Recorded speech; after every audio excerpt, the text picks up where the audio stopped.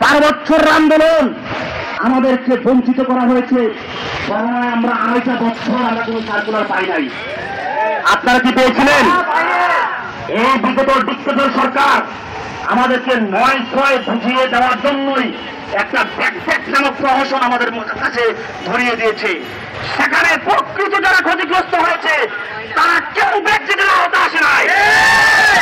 আর বাংলাদেশের শুধু ঢাকা ইউনিভার্সিটি দিয়ে আপনি পাবলিক ইউনিভার্সিটিকে মেজারমেন্ট করবেন না, সারা শিক্ষা প্রতিষ্ঠানদেরকে আপনারা মেজারমেন্ট করবেন না।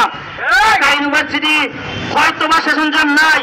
আমি জগন্নাথ বিশ্ববিদ্যালয় ইকোনমিক্স ডিপার্টমেন্ট, আপনারা খোঁজ খবর নিয়ে দেখেন, ওখানে 1 বছর থেকে 2টা বছর সেশন জমে আমরা আটকিয়েছিলাম।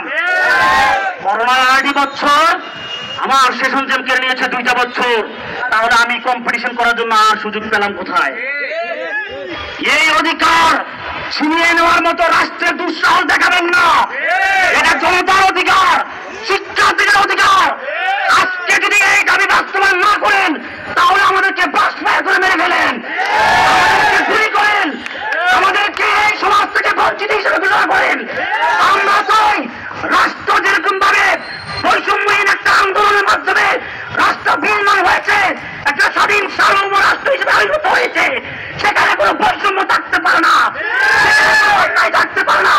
আমাদের যে প্রাণের দাবি, আমাদের যে বড় দাবি, আমাদের যে কাঙ্ক্ষিত দাবি, ওইটি বিলম্বে দ্রুত বাস্তবায়ন করে আমাদেরকে পড়ার টেবিলে ফিরিয়ে দিয়ে।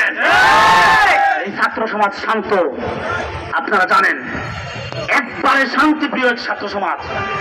এই ছাত্র সমাজ আপনারা পৃথিবীর বুকে দেখিয়েছেন এই ছাত্র তরুণ নির্ভর একটি পৃথিবী। প্রত্যেকটি রাষ্ট্রের মধ্যে স্বৈরা শাসকদের গলার টুপি চেপে ধরতে পারে। যদি অধিকার ফিরিয়ে না দেন, যদি আমার প্রাণের দাবি ফিরিয়ে না দেন, তাহলে মনে রাখবেন এই ছাত্র সমাজ জুলাইয়ে রক্ত দিয়েছে।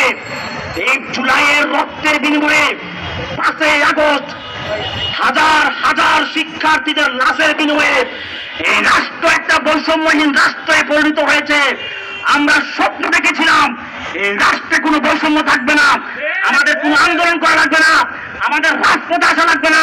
দুঃখজনক হলো সত্য কথা, আবার আমরা যেই দাবির জন্য 12টি বছর ধরে রাজপথে ছিলাম, আজকে আমরা এই বৈষম্যহীন রাষ্ট্র সমাজ ব্যবস্থার স্বপ্ন দেখিয়ে আমরা যখন আবার রাজপথে আসতে হয় তখন বাঁচতেই হয়।